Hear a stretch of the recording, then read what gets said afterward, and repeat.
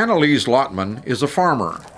So what I'm doing is I'm putting some amendments on these peppers here so that they've got a little something to munch on. Leslie Williamson is a farmer. I'm just going to stand here for a while. And Alan Schrader is a farmer too. But unlike conventional farmers, these Texans don't have hundreds of acres of land out in the country. They all grow their crops in their front and backyards in the middle of Austin. Connects me with nature, gives me a avenue for stress relief,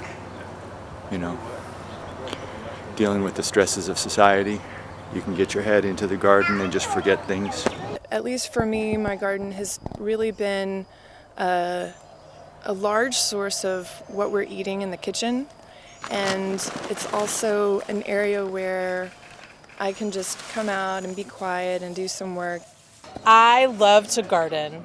It's a really important part of my daily life, to go outside in the garden, to work in the earth, to see the plants growing. These micro-scale farmers shared not just a common passion for growing fruits and vegetables, they also discovered that farming individually presented many challenges. They learned it was expensive to buy supplies. Navigating the ever-changing sea of food laws and ordinances was puzzling. Harvesting and marketing their crops proved to be time-consuming. These and other factors made it difficult to pursue their love of gardening and still meet the demands of their jobs and family lives. I wish I could dedicate more time to it. I spend about 4 to 6 hours on Saturdays doing this and can't seem to find time during the week to come over here and do this, but I'd like to. Insurance is a very big component of that. In order to sell at a lot of the farmers markets, you're required to have insurance, and so that was a big financial barrier. We didn't want to do it individually because we knew that it was going to be expensive and disheartening and frustrating to do it alone. We wanted a team of people to work together. If you've not voted already, at the break there's a chance to vote back there at the gray plastic tub. In 2013, Lotman and 4 of her fellow micro-farmers formed the Yard to Market Cooperative, with the idea of sharing the burdens and rewards of yard-scale farming. The cooperative business model works well for these individual micro-farmers working as a collective group. Does anybody have any questions with the numbers that they're seeing right now? Co-op members meet regularly to discuss the group's finances, review and vote on the cooperative's rules and bylaws, and to share their ideas and experiences in the garden. The Yard to Market Cooperative also maintains its own website to keep its members and the public informed. Topics include everything from gardening tips to recipe ideas to what's hot and what's not at local farmers markets.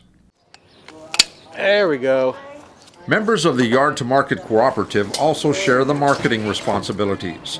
Every week they bring their ripened crops to the Hope Farmers Market for sale to the public. This is another benefit of working together. As a group, they can produce and sell a variety of crops that would not be possible if they were working individually. One sorrel. What else is up here that I should look at? There's 3 dozen eggs we need to get in the cooler. Great. Right now I have tomatillos, tomatoes, squash, beans, peppers, cucumbers. I do a lot of canning, so I like to grow a lot of pickling cucumbers. Some herbs, basically anything, mostly heirloom varieties. Sage, purple sage, basil. I hope I got all my numbers right. This is stevia. We have duck eggs today. The group also receives technical assistance from the Texas Rural Cooperative Center at the University of Texas Rio Grande Valley. The program has assisted this cooperative with business advice on things like accounting, sales projections, and information that would help their operational efficiency. The program also informs the group of grant opportunities that can benefit them.